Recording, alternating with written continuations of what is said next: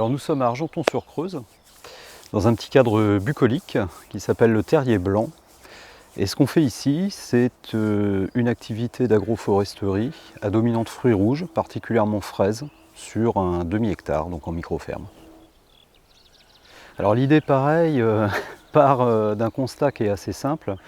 La première chose, c'est que j'aime la fraise et que je ne suis pas tout seul. La deuxième raison, c'est que la fraise, c'est un fruit qui est assez particulier parce que très fragile.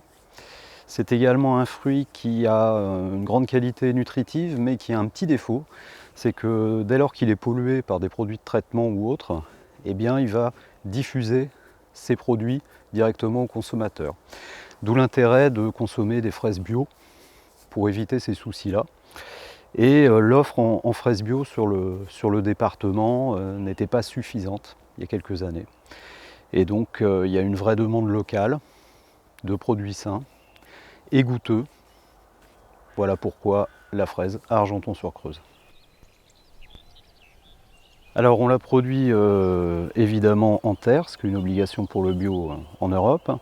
Et cette fraise bio, eh bien, on va la planter soit au début de l'automne ou à la fin de l'été, soit éventuellement, quand on travaille sur des plants frigo, la planter au mois de mars.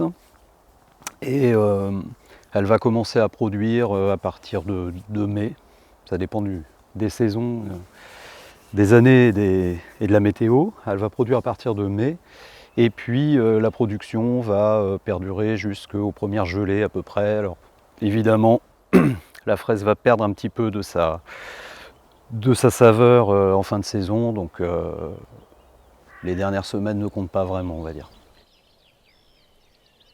On a aussi d'autres fruits rouges, framboises, casseilles, cassis, groseilles, de la rhubarbe aussi, et puis des fruits divers et variés, un petit peu de pêche, de pommes notamment.